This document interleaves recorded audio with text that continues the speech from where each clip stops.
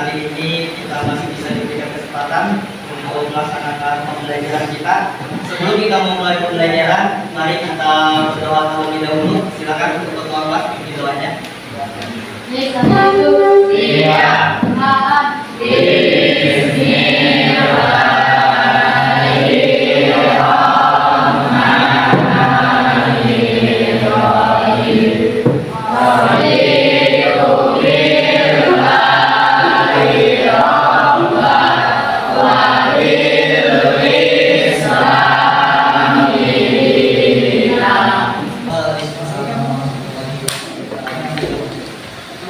Untuk kali ini hadir semua. Ada dua orang yang tidak hadir. Atas nama siapa? Mahir dan Muhammad. Baiklah. Kenapa keterangannya? Untuk mewujudkan rasa nasionalisme kita, sebelumnya kita menyanyikan lagu wajib terlebih dahulu. Indonesia Raya. Bapak harap silakan semuanya untuk berdiri.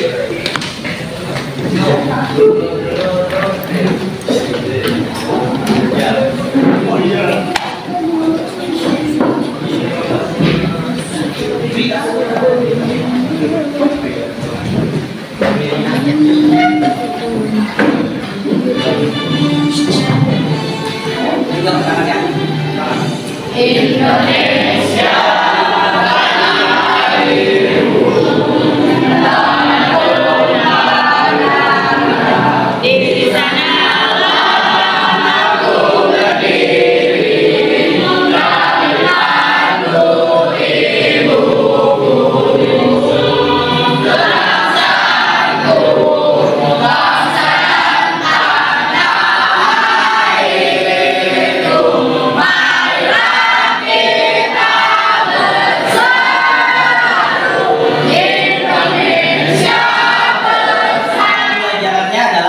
Yang pertama, mengidentifikasi contoh kasus pelanggaran hak dan pengingkaran kewajiban warga negara. Yang kedua, menganalisis kasus pelanggaran hak dan pengingkaran kewajiban warga negara. Yang ketiga, merumuskan solusi untuk memecahkan kasus pelanggaran hak dan pengingkaran kewajiban warga negara. Yang keempat, menyajikan hasil analisis kasus pelanggaran hak dan pengingkaran kewajiban warga negara. Ada tayangan video tentang kasus pelanggaran hak warga negara. Silakan kalian saksikan video terlebih dahulu. Tadi kemana sih?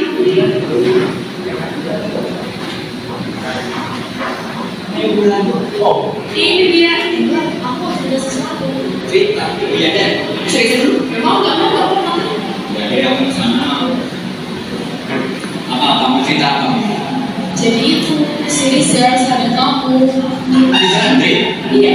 Emang kenapa dia? Dia bikin malah tuh. Lah apa? Jadi gini ceritanya.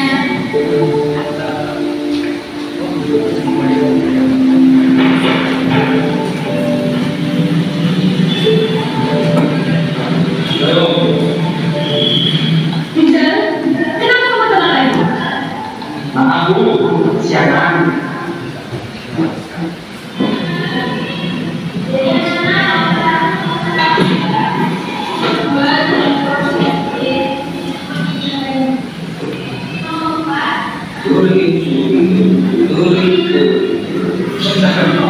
Bisa kamu udah lihat mereka jelasin.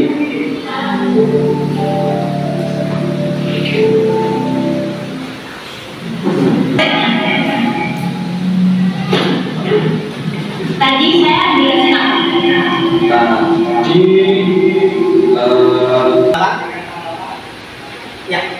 Silakan sebutkan namanya terlebih dahulu. Perkenalkan, nama saya Asmayanti dari absen 7 dan mohon izin untuk menyebutkan tanggapan. Dari video tadi itu terdapat hak mengenai mendapatkan pendidikan, pelanggaran hak mendapatkan pendidikan, lalu tentang tanggung jawab dalam menjalankan kewajiban, serta juga ada kedisiplinan dan hak mendapatkan lingkungan yang bersih, kemudian sang tokoh mendapatkan kesadaran terhadap kesalahan itu. Yang baru sekali kasih tepuk tangan teman-teman. Salah satu tayangan tentang kasus pelanggaran HAM yang ada di lingkungan sekolah, di mana ada salah satu siswa yang menggunakan atau mendengarkan musik ketika jam pelajaran, dan itu merupakan suatu pelanggaran karena sudah mengganggu kegiatan pembelajaran. Seharusnya pembelajaran itu berjalan dengan tertib, tapi karena ada satu orang yang melakukan suatu kesalahan, maka pembelajaran itu agak sedikit terganggu. Pelanggaran HAM adalah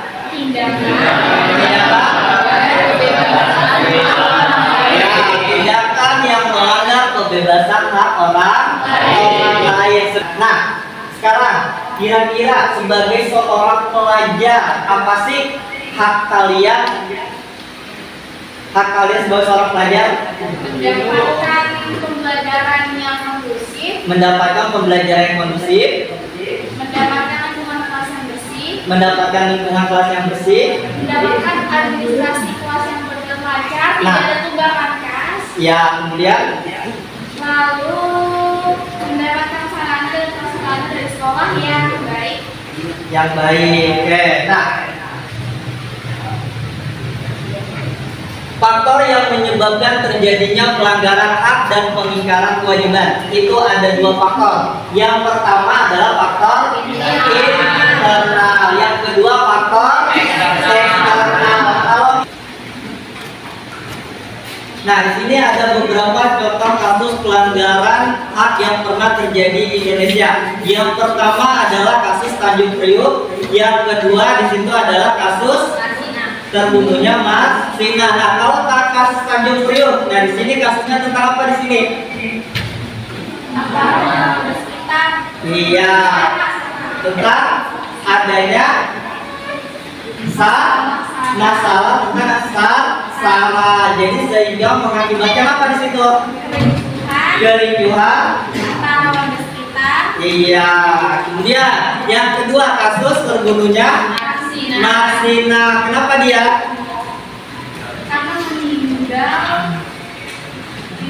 menjadi perbuatan HAM ketidakadilan, yaitu yang ada di lingkungan keluarga, di lingkungan sekolah, dan di lingkungan masyarakat.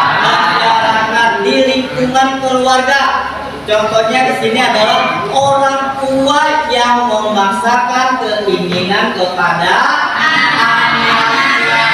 dipaksa untuk sekolah sesuai dengan keinginan keluarganya, atau bahkan dipaksa untuk bekerja padahal dia seharusnya masih dalam kondisi sekolah. Kemudian ada lagi dipaksa untuk menikah. Oke, kemudian yang kedua contoh di lingkungan sekolah tadi, siswa menganiaya siswa lainnya, itu biasanya dilakukan oleh senior kepada junior. Nah, oke, kemudian yang ketiga yaitu di lingkungan masyarakat, perselisihan yang dilakukan oleh antar kelompok ataupun golongan. Itulah contohnya. Untuk lebih memahami materi kita hari ini terkait dengan kasus pelanggaran hak dan pengingkaran kewajiban, silakan kalian duduk sesuai dengan kelompoknya masing-masing. Kelompoknya sudah dibuat di pertemuan sebelumnya. Oke, untuk kelompok 1 ini, kelompok 2 di depan, kelompok 3, 4, 5, 6, dan 7. Ingat ya, waktu itu satu kelompoknya berapa orang? Ada 5 orang. Yuk, silakan duduk sesuai. Ada petunjuknya, kalian diminta untuk menganalisis kasus atau artikel yang ada di LKPD tersebut. Ya, mulai dari faktor penyebabnya, kemudian cara menyelesaikan kasus dari artikel tersebut. Nah, kemudian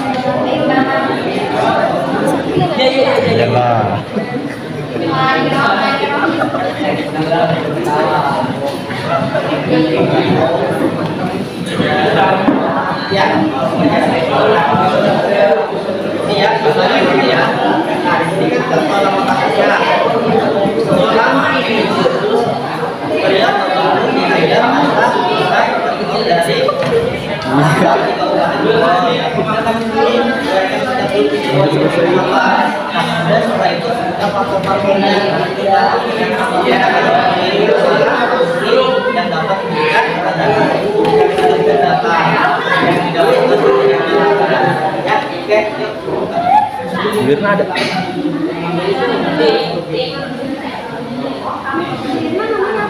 Mirna. Nggak ada kan? Si pengawas.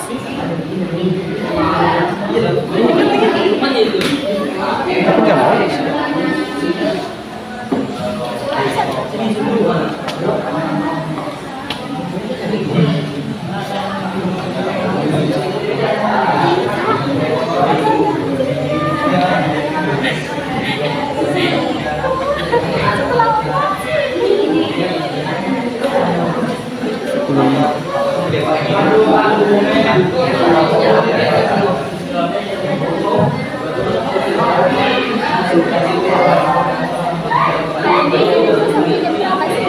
Lumayan.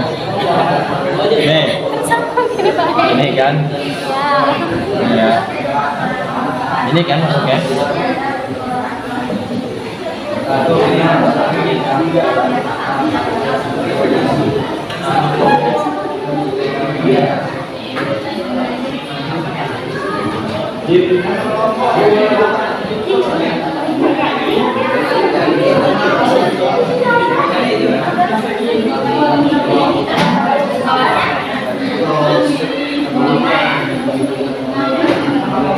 Ini passwordnya yang mana?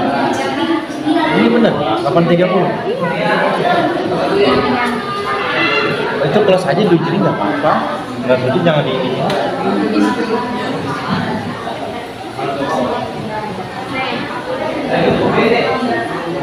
Kapan satu-satu? Tuh kan salah. Kirim itu ya saya. Linknya.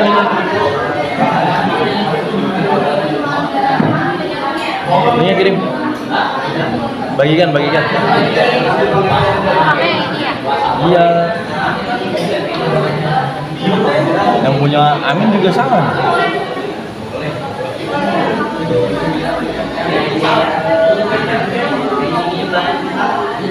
Tabrak.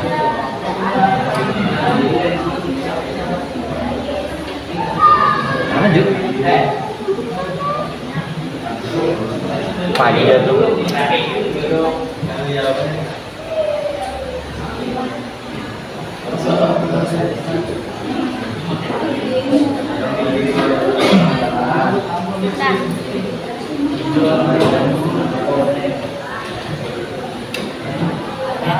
Orang mau ininya.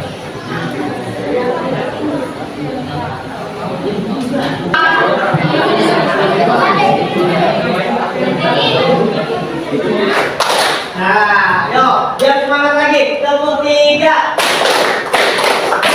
Nah, kemudian tepuk H.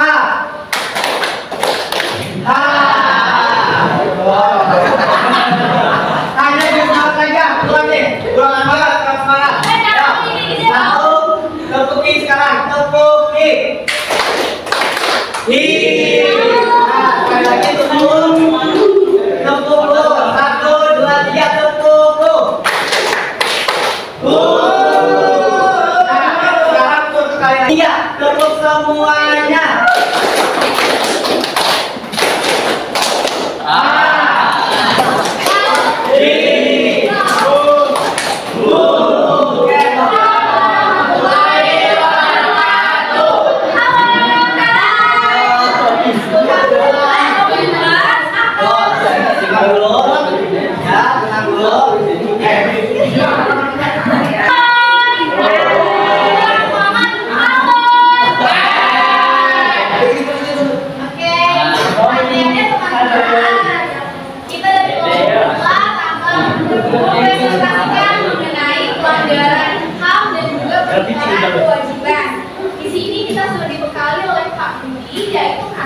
yang sudah dibagikan di KPD. Dan sekarang kami akan membacakan jawaban yang telah kami diskusikan bersama, yaitu yang pertama tentang peristiwa singkat pada bacaan yang sudah diberikan, yaitu terjadinya intoleransi antara murid dan pihak sekolah di salah satu sekolah negeri yang mana terjadi dari tata tertib yang tak berprinsip padahal dan juga peraturan dari Kemdikbud, sehingga sang murid tak dapat haknya dalam pembebasan diri. Kita beralih ke yang ketiga, solusi untuk menangani pelanggaran pada ini. Solusi yang pertama itu ada sosialisasi untuk melihat sudut pandang dari berbagai pihak.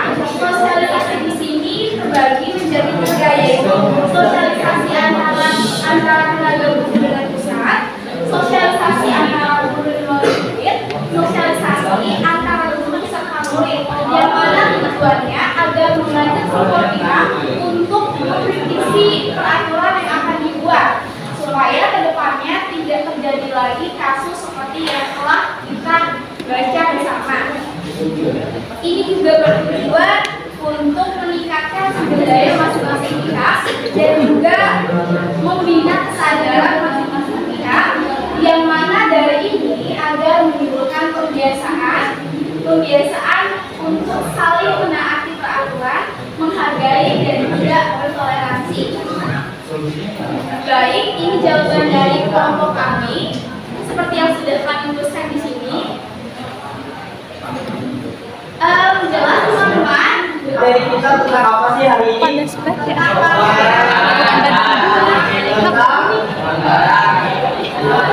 Pelanggaran hak dan kewajiban warga negara.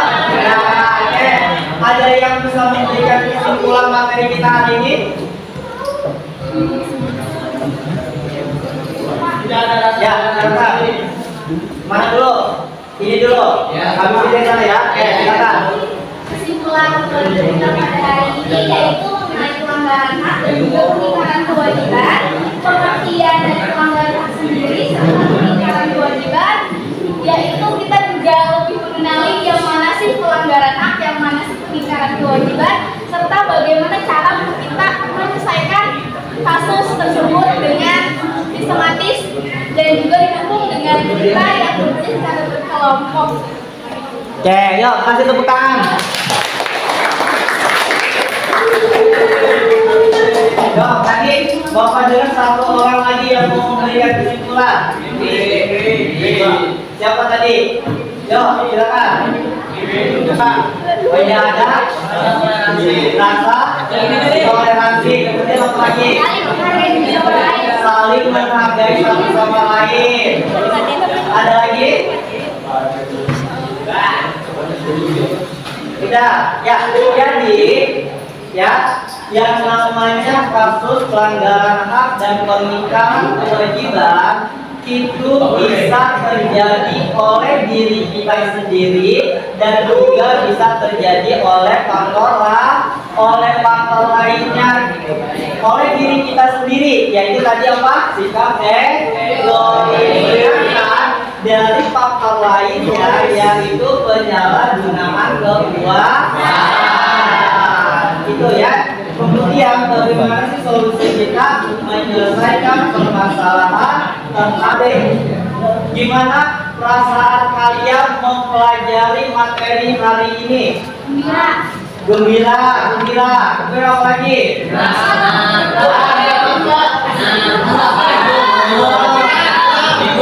Dulu dapat kelompok 7 gimana sih? Satu orang dan dia.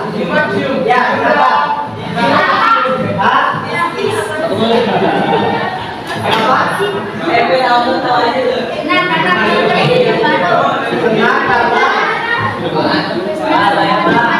Dapat kajian baru yuk yang belakang. Menambah wawasan. Tangan coba.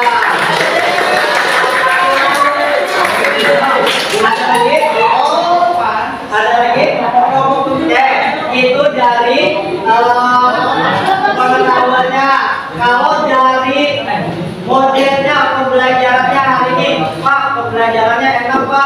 kita diskusi dan lain sebagainya. Kira-kira apa tanggapannya? Yuk, dengan metode kita yang kita gunakan hari ini, gimana? Pembelajarannya menekankan pada persamaan dan juga partisipasi masing-masing individu dalam kelompok. Menekankan kebersamaan dan partisipasi dalam kelompok. Oke, kita lanjut kita semuanya. Ya, alhamdulillah untuk hari ini pembelajaran kita cukup sampai di sini. Kita lanjutkan nanti di pertemuan selanjutnya dan tugasnya nanti akan dikirim untuk tugas minggu depan, pelajari lagi materinya. Ya, oke. Hari ini untuk hari ini dengan sama-sama mengucap lafaz hamdalah. Terima kasih. Assalamualaikum warahmatullahi wabarakatuh.